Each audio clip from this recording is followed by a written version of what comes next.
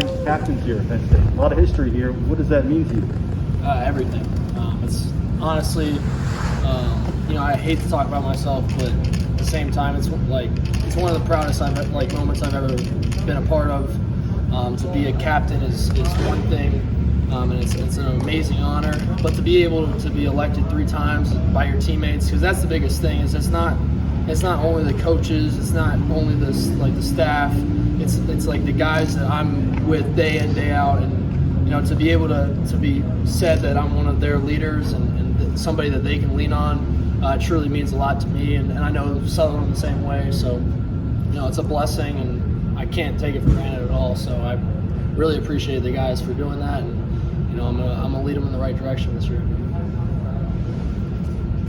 Sean, we heard Taquan Roberson getting 90% of the number 2 reps. So what do you think that he's shown in the past month to put himself in the spot to make an impact this year? He's made strides. Taquan is a guy who's going to come in, work hard. He's going to ask questions, and he's going to ask me a lot to get better. He's every single week he's been asking, "Hey, when are you coming in to do this? When are you coming in to get extra work? When are you doing this? When are you doing that?" And I love a guy like that, because that was the same guy that I was when Trace McSorley was here, when Tommy Stevens was here. I was the same dude. People would think that it gets annoying, but honestly, I could care less. Like back in the day, I was trying to bug him as much as he could, because he's one of the greats to come through here. And that's one of the things that I want to be. I want to be one of the greats to come through here as well. So a guy like Taquan learning from me. CV does the same thing. Mason Stahl, Evan Clark. The whole room is really good with that. So I think that we have a really good room. Really excited about it. It's smaller, but we're tight, and that's what really matters. So I'm really excited about this year with them. Hey, Sean, James said Rasheed Walker was elected captain in almost a landslide. Just wondering what you've seen from him, his kind of progression since he's been here as a leader and a player. Yeah, Sheed's turned a lot of heads over the past years, not only on the field. Obviously, he's a freak. That's just who Sheed is. He's a great guy. He works really hard, but I think that's where he's made his biggest strides is being a leader, vocally, and also on the field, just setting the example for the offense line. Not only being the best player on the team, which I think that he's one of the best players on the team, but also being about it in the locker room, being about it outside the facility, and he's truly a captain, and that's why he was selected. So I'm really happy to have him on my team, especially on my offense line, especially on my blind side. So. Hey Sean, how big is this game, and can there be too much emphasis on just one game? It's 1-0, and that's all it's been ever since I got in here. It's never going to change. I'm treating this game the same as I've treated every other game, preparing the same way. Well, different obviously with a new coach, but just preparing and making sure no stone is unturned, and that's really all that matters, because that's all I can really do. John, where has he had the biggest impact on you heading into this first game, and how did he handle coming in and working with a multiple-year starter? That may not obviously be the most comfortable. Yeah, I think that he's done a really good job of demanding. He's a thermostat, not a thermometer. He really sets the tone when he walks in the room, and we feed off of that. He's hard on you sometimes, but it's for the better. I think that I really needed it this past year, just to kind of set my mind straight and get my confidence truly back, and I can really say that I'm the most confident quarterback in the country because of the guys around me, the way I prepared, and the way everybody else is prepared. So I'm excited to get after those boys in Madison. Speaking of that relationship, how do you get a feel for game day communication with your quarterback coach and offensive coordinator? Is there anything you guys do or talk about before the game to make sure you're on the same page heading into that environment? It's meetings. Obviously meetings are a huge part of it. But it's really developed through spring, summer, and then fall camp. It just kind of happens.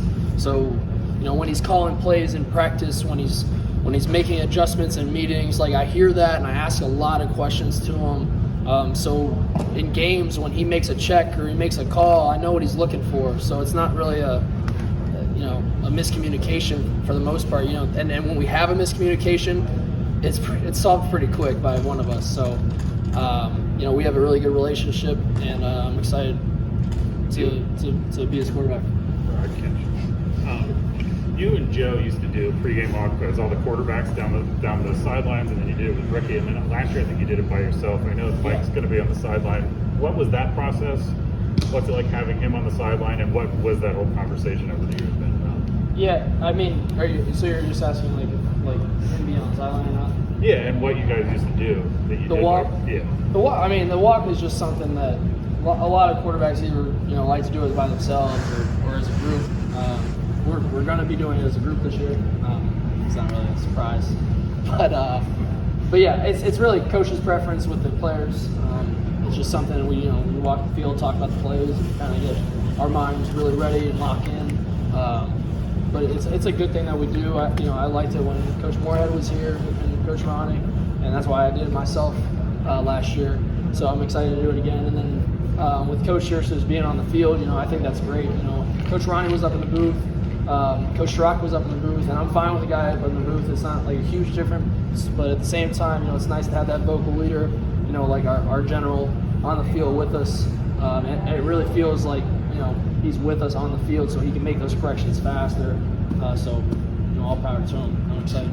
Sean, I know you this year you guys have a ton of weapons, especially at the tight end position. How much more comfortable does that make you feel having two tight ends who can attack the middle of the field and also be lined up in multiple different ways? Yeah, I mean it's truly three tight ends. It's Brenton Strains, it's Theo Johnson, and it's Steve Breezy. So it's all of them, and they all have a lot of athletic ability. They all are extremely talented, and I think that they can all play the position really well. They're all NFL caliber guys who make plays when the ball's in the air. So I'm really excited about them, and I think that the team is as well. So we're excited to use them a bunch. Sean, what can you tell us about the Wisconsin defense? What's maybe stood out to you so far? Yeah, I think that it starts up front. Obviously, their defense has always been super proud about how they stop the run.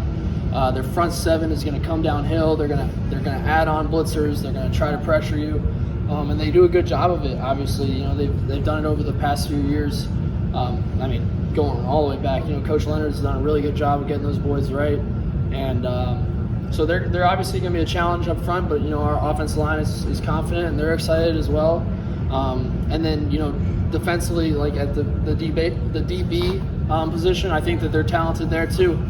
They have a lot of returning starters, guys that have been in the program for a long time. So it's easy to make calls, and communication is easy on the field when you have guys who have been around the program a while. So they're obviously going to be a tall task, but at the same time we've worked countless hours, spring, summer, and now fall to get to this moment. So we're excited and we're confident to go up to Madison. Sean, Two more guys. Sean, you've led this team onto the field at a lot of road Big Ten games. You've experienced that environment. Is it strange to realize half the guys on this practice field have never experienced it? And is there anything you can do as a leader to try in some way prepare them? Yeah, I mean, it's just talking about the experiences that I've had.